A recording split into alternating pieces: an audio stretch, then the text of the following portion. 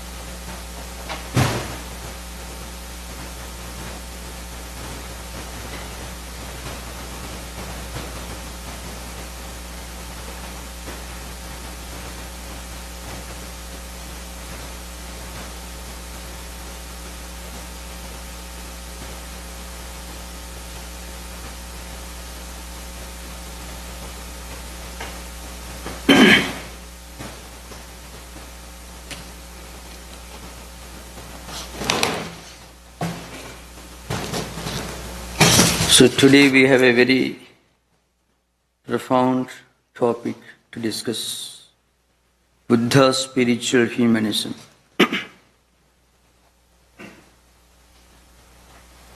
Now, humanism is generally defined as a philosophy that asserts the dignity and worth of man and his capacity for self-actualization through reason, unaided by supernaturalism. These are some of the ideas about humanism as understood in Western thought, and is supposed to be the finest fruit of European Renaissance from 14th to 16th century. Along with rationalism and the spirit of inquiry, humanism also is one of the finest consequences of the phenomenon known to history as the Renaissance. Buddha's humanism in a way is different from all this.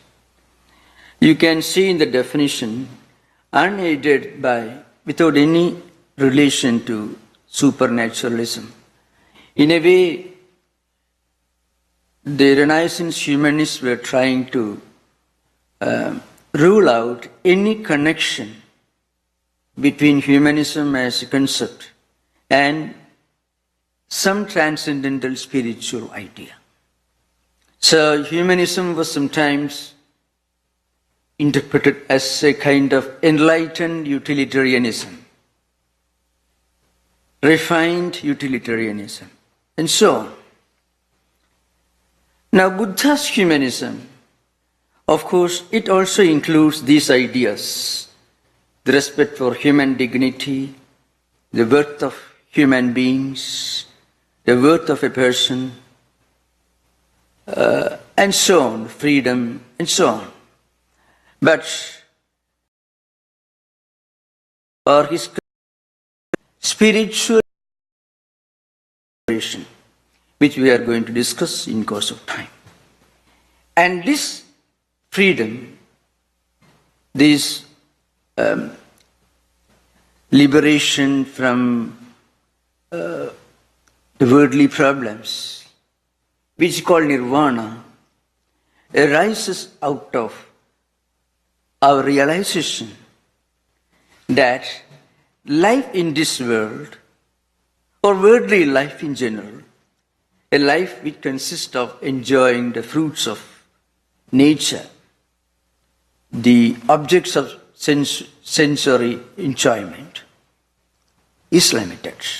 There is a higher freedom, there is a higher kind of humanism. A human being can go beyond the concept of freedom related to sensory life, which he called, as I said, nirvana or liberation. And you become aware of the need for this freedom when you realize the imperfection of life in this world. In other words, by realization of the fact that there is a sorrow, there is a grief, there is an element of discontentment associated with all kinds of all experiences of happiness in this world. You have to remember Buddha's history. He was born in what is now the kingdom of Nepal. His father was the chieftain of a tiny part of the country. Now, you are really speaking not an emperor or a king in the ordinary sense of the term. Must have been a chieftain. And when he was born, it is said that an astrologer predicted that he is going to be an emperor. Either emperor of this world or emperor of the other world. So his father, his name was Suddhodana, who was a chieftain of a small region of the country, which as I mentioned, he wanted his son to be an emperor of this world. So he'll become first the king of Nepal, and then he will conquer the neighboring kingdoms and will become mighty emperor. That's what he wanted Buddha to become. Buddha at that time, his name was Siddhartha. Siddhartha itself literally means a person who has achieved what is to be achieved. That's the literal meaning of Siddhartha. Artha means something to be achieved, something to be accomplished, something by accomplishing which you get the feeling, well, you have got something wonderful. Nothing to seek beyond that. That is Artha. Arthadedi Artha, what you should strive for. Not in the worldly sense, in the higher sense. Siddha means having achieved. So Siddhartha itself literally means Bahuriki Samaha. It means a person who has achieved what is to be achieved, or what everyone should strive to achieve. The higher spiritual wisdom, which he eventually became. So Siddhartha and Buddha practically mean the same. Buddha is the enlightened one. That's a literal translation. Siddhartha is the one who has accomplished what is to be accomplished, and that is nothing but spiritual enlightenment. Now, it so happened that this chieftain, his father, Suddhodana, that is his name, he did not allow his son, the young prince, to see anything that may make him think of the beyond. See, after all, when do we think of the beyond? When do we come to Vedanta society? When do we read poetry, higher poetry please, nothing else? When do we read higher literature? Again, higher literature. Higher should be emphasized. Only when we feel that there is something higher to be achieved, which simultaneously means what I have right now achieved is not the highest thing. So, Dukkha is the beginning of spiritual wisdom. Dukkha means grief or a kind of divine spiritual discontentment, which everyone should strive to achieve. If you do not worry about higher things, then you will have to worry about small things. If we ask anybody your own personal life, there are many people who worry and talk and nag and complain about small, petty, insignificant things. You know why? They have nothing higher to worry about. So first of all, they should learn to worry about something higher. Then they won't be worried about smaller things. So I've seen many people who are perpetually discontented, disappointed, like a pendulum that moves from one extreme to another extreme. All the time, the whole world is wrong, everybody is wrong, things are going wrong, everything is in a chaotic condition. So I should do something about this world.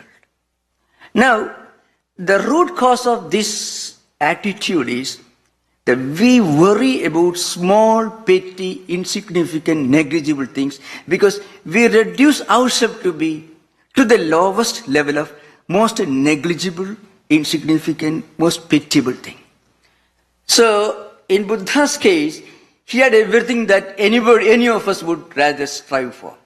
The highest bank balance. He was a prince, crown prince of the small kingdom. Luxury, servants, a huge palace, affectionate parents, loyal subjects, everything going wonderfully well. And not only that, when Buddha really left his home, he was 28 years old. And he had a beautiful young wife and a small child. So everything that a normal human being in this world would rather have, would go for, he had it. And this problem was, he was worried. He was not worrying about small petty things. He had no complaint about anything. It is said in Buddha's life, it is called Ashoghosha's Buddha Vijaya, it's a poetical work. Buddha's picture, this is a graphic picture of Buddha. He won the first prize in the martial arts competition in the whole kingdom of Nepal. And Nepal is home to the fiercest and the best warriors in the world, the Gurkhas. So you can imagine Buddha was a mighty big warrior, coming from such a land. And he was healthy, he was strong, he was rich, everything, but he was unhappy. How and why he became unhappy? He became unhappy, he became worried about something higher, which means he elevated himself to a higher level. So, as I said earlier, he was brought up in the midst of luxuries, enjoyments and comforts and happiness. So one day, his charioteer took him outside the town, and as he was traveling along the street, he came across 4 types of human predicaments. He saw the dead body of a man being taken to the cremation ground. He saw a sick man, a miserable looking man sitting. He was not old, sitting somewhere. And he saw a very aged person, old person, sitting in the street corner. And then he also saw the face of a saint who was very, very serene looking. There was a divine joy all about him, but he looked like a beggar. Joy, happiness, contentment. So Buddha got back home, then thought, see, so there is such a thing as old age. He saw an old man. He didn't know that there is such a thing as old age. And he saw a sick man. So sickness is reality, illness is reality. And he also saw a dead body being taken to the cremation ground. And he was astounded. So there is such a thing as death. Very shocking for a prince who was taught, trained to believe that life is a bed of roses. And then he saw another person sitting, last sight, vision. An old, miserable ascetic, but he was not miserable when you look at his face. There was so much of joy, contentment, happiness. Because that saint, that ascetic, had learned to worry about higher things, higher freedom. So that made him happy. So remember, if you really worry about higher things, you become happy. So the best way to become happy is to stop being happy about small, petty things of this world and to start being unhappy about higher things, spiritual freedom, spiritual things. Then you strive for it. Along with the struggle for the higher spiritual freedom, you will be enjoying a divine joy within. There is a divine joy. There is an inexplicable, inexpressible feeling of enjoyment and contentment and inner fulfillment when you do something higher, when you worry about something higher. So that was the picture that made Buddha think, I should be like him. I don't want to be a dead body being taken to the cremation ground. I don't want to be an old man sitting in the street corner. I don't want to be a sick man. And I don't want to be anybody who has any kind of problems. So I want to be like that saint. And that night he left his home. He left his wife, comforts, child, parents all behind and left home. And then he walked, he entered India, what is now the state of Bihar, which at that time was the seat of some of the most renowned universities. And later on, that part of the country became the home of the maybe the largest university of ancient times, which had nearly 40,000 students coming from all over the non-civilized world. Remember, that is 4th century. That means some 200 years after Buddha's passing away. The university, Nalanda University, it was home to for 40,000 students, and there were nearly 8,000, 9,000 professors from all over China, Japan, Cambodia, Korea, and different parts.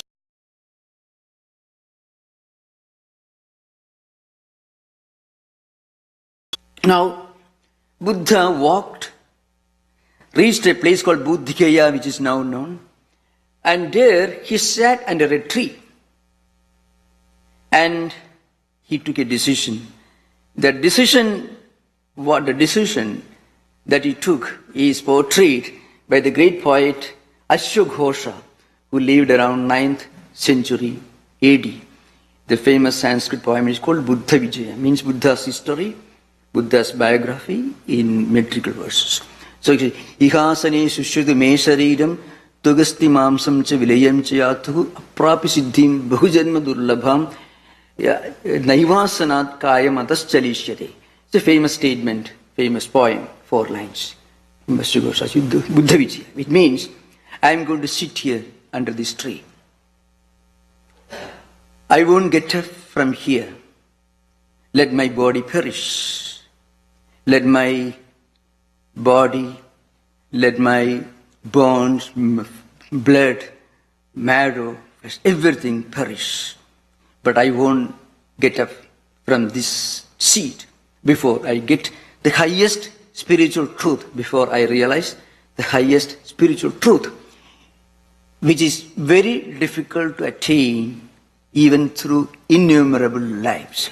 So that was the decision that Buddha made. And in course of time, he realized the supreme truth. The word Bodha means, it's called Bodhikaya, it's known. So he became Buddha, the enlightened one. He got enlightenment, so he became the enlightened one, the Buddha. And then from there again he walked westward. He reached what is now known as Benares or Kashi. There he entered a forest, hermitage. There were many hermitages where great sages were meditating. Seeing Buddha, they understood, here is a great teacher. So they wanted to learn from him, and they became Buddha's first disciples. So today if you go to Benares, you find old relics of Buddha's,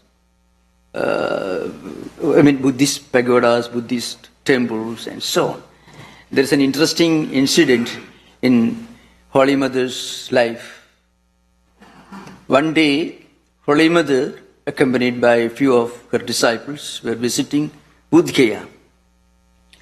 And some of the disciples were surprised. A number of European Indologists were staring at this old relics of Buddhist temples. This must have been, remember, maybe in the second decade of 20th century. So the disciple of Holy Mother was surprised. These people, what do they know about Buddhism? They are looking at it with great interest, with great appreciation. And then Mother said, look here, they were the people who built it in the previous life. Now they are born somewhere else and have come back here looking at their own work. So this is not a distraction, but Holy Mother could see the past, present and future of people. So what I mean is a different subject, but it is connected with Buddhism, because Buddhism believes in law of karma and rebirth. So the point is, Buddha came to this holy place, which is supposed to be the most ancient holy city in known history. Because even in Vedic literature, dating back to 4th, 5th millennium BC, you find references to, or in Puranic literature also, to this holy city of Kashi, where Buddha went, Shankaracharya went, Sri Ramakrishna went, Swami Vivekananda, Holy Mother, all the great teachers of India had gone there and sanctified the place. And that is the beginning of Buddhism, a new school of humanism. A humanism which accommodates all the central teachings and tenets of modern humanistic philosophy. Whether you call it capitalist humanism, socialist humanism, utopian, maybe Fabian humanism, anything you call it, scientific humanism, all these ideas are included. But along with that, there's a higher idea. It's become spiritual humanism. The highest humanistic impulse evolves when we realize that humanity is one. Humanity is one spiritual family. Now, I shall just give an outline, a brief outline of some of the central teachings of Buddha's spiritual humanism. As I said earlier, Buddha's humanistic philosophy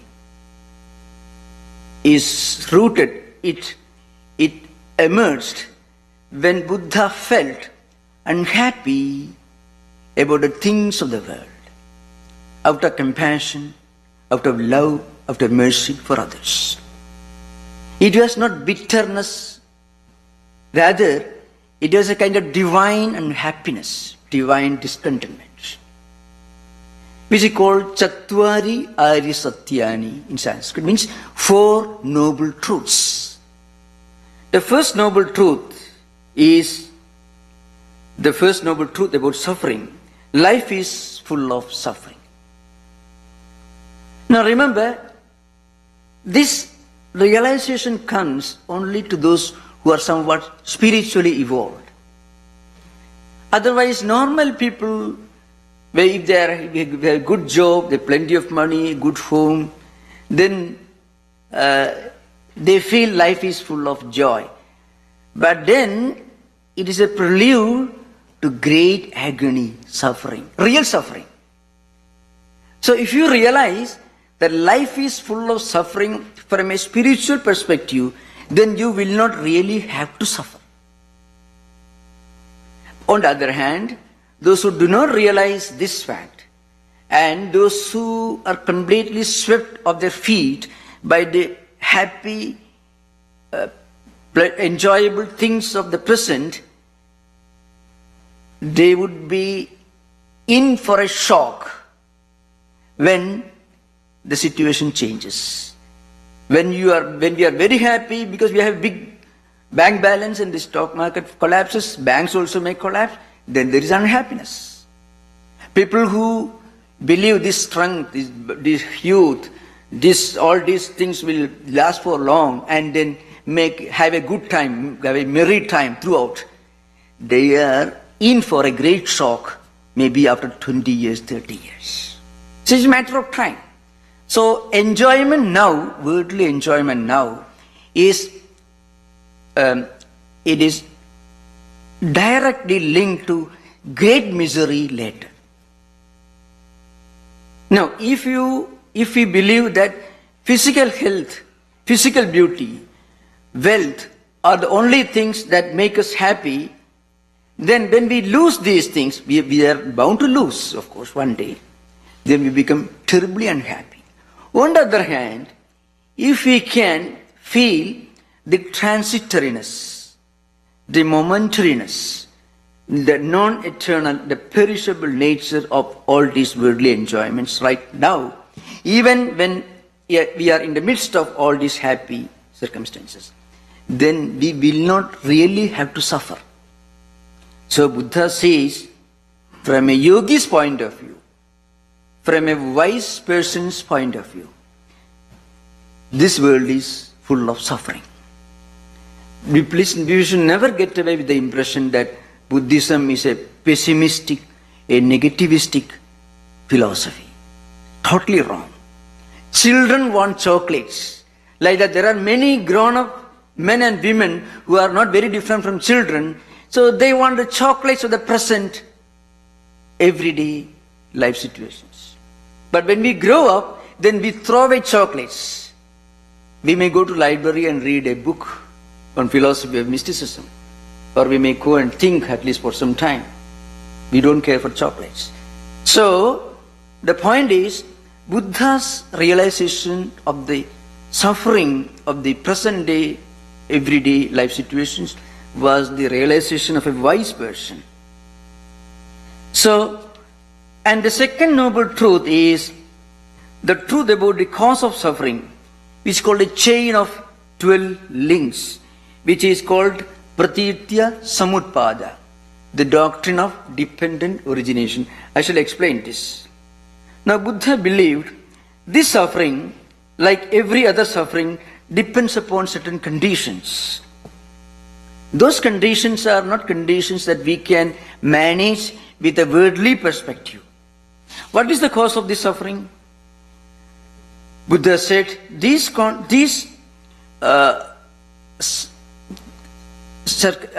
unhappy circumstances which make us realize suffering can be linked to a chain of a wheel of events, which is called the wheel of existence of birth, rebirth and karma, which is called Praditya Samutpada, which is incidentally the foundation of all the teachings of Buddhism. It's called dependent origination. And of course, we have to remember, Buddhism believes that the present life is the effect of the past life. And it is also the cause of the future life. So there is an interconnecting link between this chain of cycle of life, death and rebirth. And this chain is linked together, cemented together by the law of karma. Now, what is the original cause of suffering? Buddha believed it was ignorance, avidya. When we believe ourselves to be the physical entity and nothing more, then a number of other misunderstandings, mistaken identities emerge. We do things with great desire, with great for enjoyment, and then that creates a samskara. And then this samskara creates vijnana, initial consciousness of the embryo. And then what happens? These together constitute the past life. And what is the present life? the mind, body, and sense contact is called Vijnana, Namarupa, and Sadayatana, and Sparsha, all Vedana, Trishna, Upadana, Bhava, rebirth, and Jaramarana, old age and death. These are the 12 links I shall explain one after another. Okay. Now let us start from the grossest to the high, to the subtlest. So instead of starting from avidya to Jaramarana, means from ignorance, the fundamental spiritual ignorance, to the problem of suffering, problem of the present day life situations.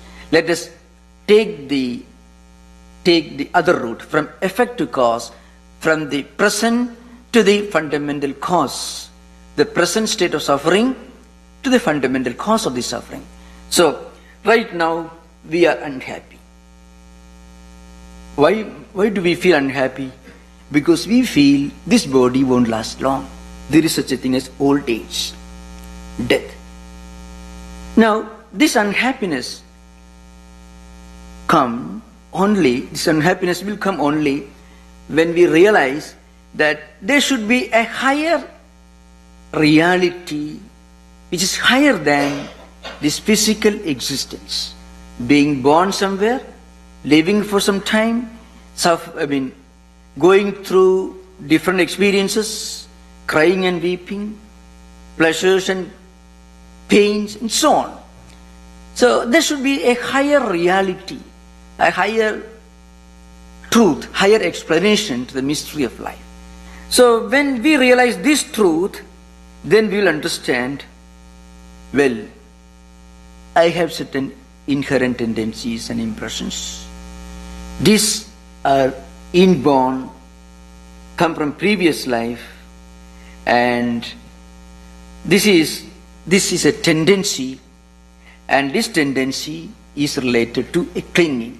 So long as we have a tendency, we have a clinging, which is called upadana, that is the ninth link. So long as we have this clinging to enjoyments, we have to take a birth. And when we are born with this clinging, with this desire, with this tendency to be born, and then we are born, and then we have all these experiences. Okay, now what causes this clinging, this upadana? It is desire. If a person dies with a strong desire in his or her mind to enjoy something, then that person will be born in a situation, in a family, in a set of circumstances where he will continue going through this desire. He will continue experiencing the same desire. That's why if you find anybody with a strong obsessive tendency or characteristic, that's related to previous life, if you cannot explain it in the light of experiences in this life. So Trishna creates clinging. When we had strong desire for something, then what happens? We cling to that desire, and with that desire will lead to rebirth, and when we are reborn again, we continue our efforts to enjoy what we really wanted to enjoy in the previous life. Now this Trishna, this desire, this thirst is again, root is linked to sense experience Vedana. We will never have any desire for anything in this world if we have not experienced it sometime in the past. Experience doesn't necessarily mean physical experience.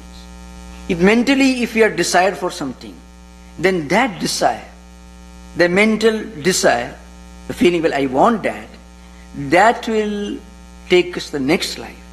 And we will automatically, unconsciously directing our energy, our efforts, our activities towards the realization of that object, of that desire. That's what happens.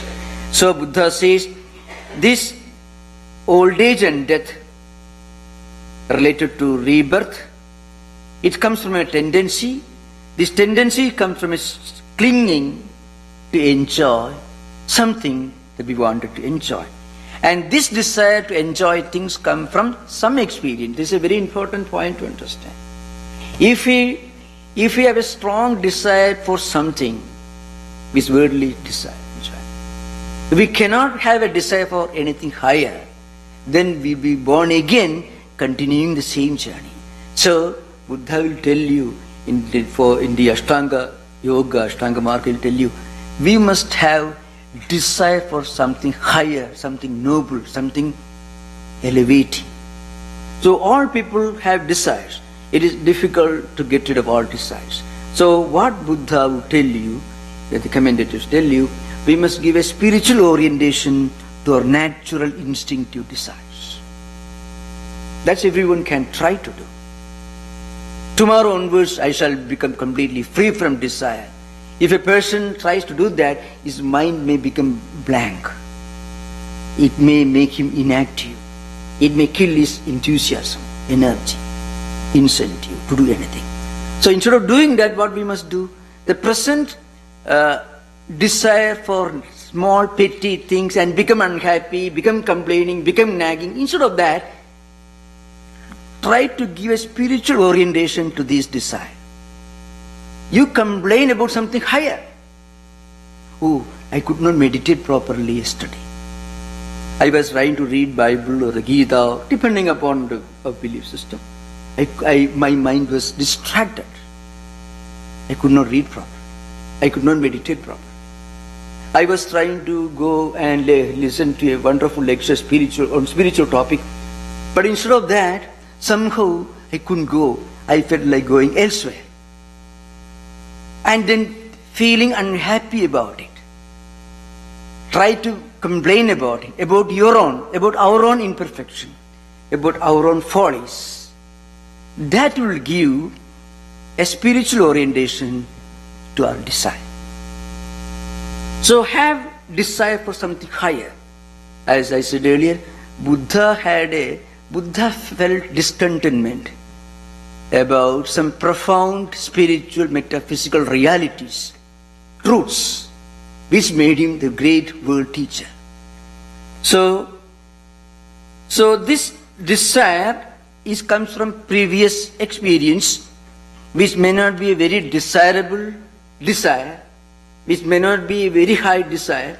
So we must make a conscious effort to give a spiritual orientation to this desire. Try to take interest in something higher. Direct our mind to something higher, a higher goal. Again, this sense experience is related to sparsha, sense contact, and then sense, 6 organs of knowledge, 5 senses of perception and mind are involved, and then that related to body, and from body again initial consciousness of the vijnana, and then they are all related, linked to samskaras, which are very strong, potent impressions, tendencies, which are action oriented. So we all do certain things, sometimes automatically, in a very helpless way, because our samskaras, our impressions, drive our mind in a certain direction, in a given direction. And then all these are related to avidya or ignorance. So these are the 12 links. Within a very short time, I am trying to give a brief description. So, as I said, Buddha says, the profound ignorance as to what we are, we think when we are this body, the sense organs, and this world is for us to enjoy, is avidya. And then that create such worldly impressions of samskaras. Samskaras create vijnana, and again our mind get attracted towards different physical objects, and then sense contact, sense experience, which create desire, which again create a tendency to enjoy those things, which lead to rebirth.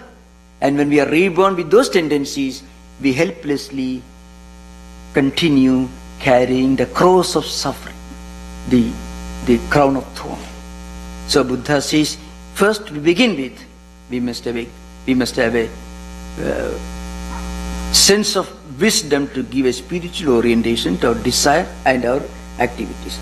The third noble truth is the third noble truth about the cessation of suffering.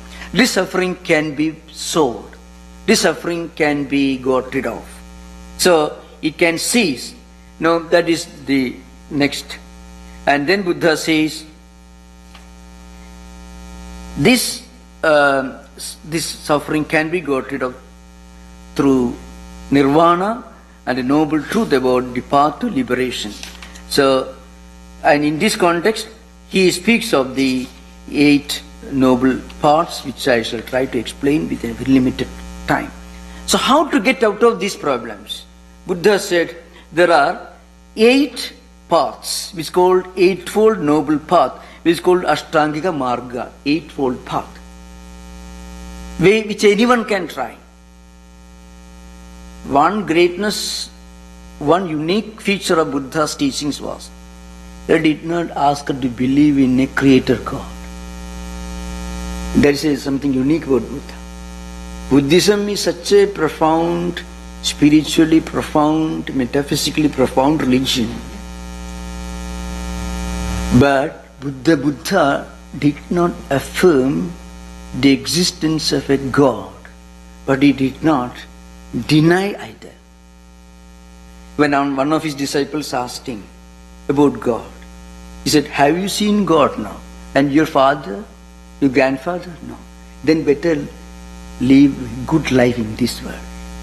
Maybe Buddha did that because the circumstances of those days forced him to expound such a clear, simple, down-to-earth way of life based on spiritual humanism.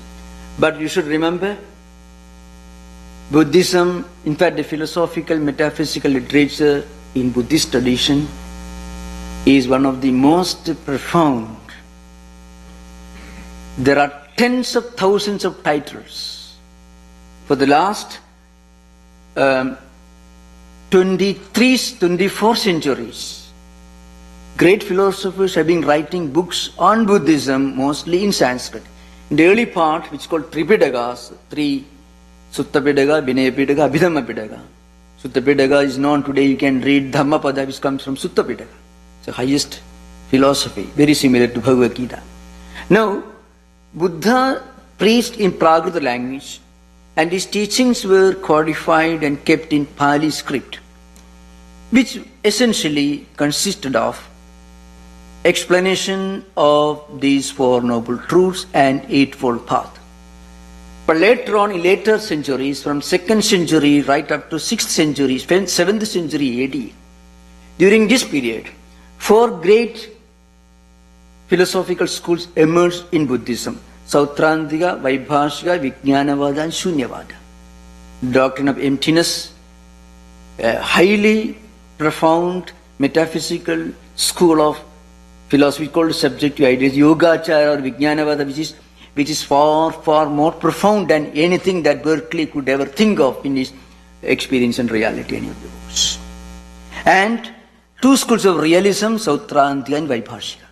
But these schools emerged, they started emerging, they started evolving only around 300 years after Buddha's passing away. So Buddha in his time was not concerned about the profound philosophical questions. He was concerned only about the problems of human beings, ordinary human beings.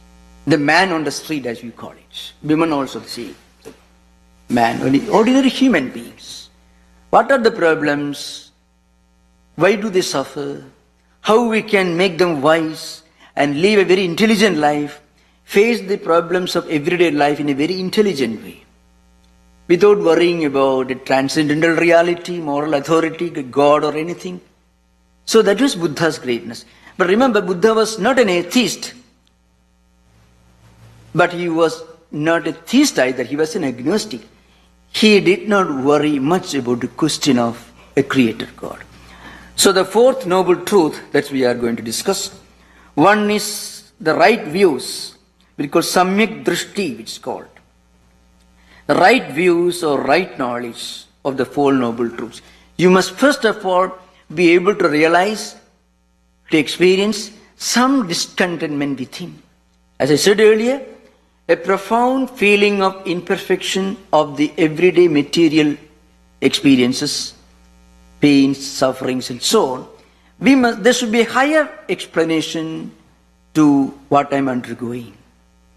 So that leads to the realization of the Four Noble Truths. Second, in a Samyak Sankalpa, that you must have a right resolve, a firm determination to reform life in the light of truth. First, we must have a strong desire, as I said, sublimation of desire, giving a spiritual orientation to desire. Senses and mind are going in all directions, so take them in a positive, spiritually healthy direction. Third is Samyak Walk, right speech, control of speech. Then right conduct is called Samyak Karma or activities, right attitude. The Samyak Ajiva, the right livelihood. Samyak effort, Samyak Vyayama. And Samyak Smriti, the right mindfulness. And Samyak concentration, Samyak Samadhi. These are the 8 parts. We don't have time to go through all these 8 important topics. Another occasion we'll explain. Now, these are ideas and ideals which anyone can start practicing any day. We may belong to no religion or we may belong to any religion. We may believe in God or we may not believe in God. Everyone can take to Buddha's spiritual humanism. That means even without being aware of the fact, we will suddenly start living a new life. Suddenly, unconsciously, we will be giving a spiritual direction to our activities.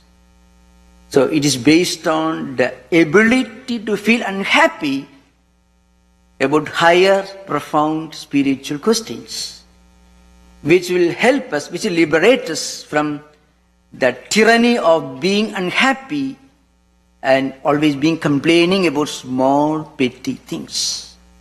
So we must be able to feel unhappy. We must be able to feel grief. In fact, this grief is really a kind of blissfulness. That's a great truth about it. When we worry about, I could not meditate properly, it's not like complaining about small worldly losses or anything, quarrels, bitterness, jealousy. No, totally different. If you feel, I could not meditate properly, my words were not proper, my activities were not proper, I could have behaved better, I could not have said these things. We won't feel miserable, we feel unhappy. And that realization is the beginning of higher wisdom. That's why in the real spiritual grief lies the seed of spiritual blissfulness. So that was the root of Buddha's humanism. So we will explain this later on another occasion. So, thank you. Om Shanti Shanti Shanti Harihi Om Tat Sat. Sri Ramakrishna Pranamastu.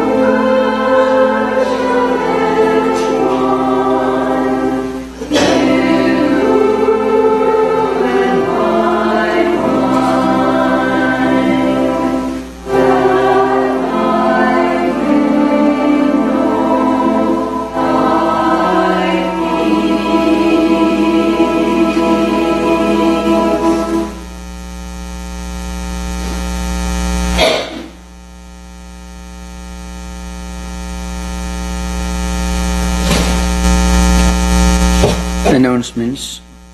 The subject for next Sunday is Swami Vivekananda from Karma to Karma Yoga. This talk will be given by Swami Vedananda. Pravrajiga Virija Prana, who was originally scheduled to speak next Sunday, will speak the following Sunday on June the 21st. Child care is provided during our Sunday lectures. On Wednesday evenings from 7:30 until 8:15 we have Vespers in this auditorium, which consist of devotional singing and worship and are followed by meditation. There will be no Friday evening class this Friday. Class will resume in September. So please remember, our Friday classes on Patanjali Yoga Sutras will resume in September. On Sundays, all are welcome to use the library from 12:30 to 2:30 p.m. You and your friends are cordially invited to attend all of these services. There will be no question and answer session today after the lecture. So there will be no interaction, no question and answer session in Vivekananda Hall. Om Sahana Vavadu Sahano Bhunaktu Sahaviryam Karavavahai Tejasvinavadhitamastu ma vidvishavahai. Om Shanti Shanti Shanti. Harihi Om Tat Sat. Sri Ramakrishna Pranamastu.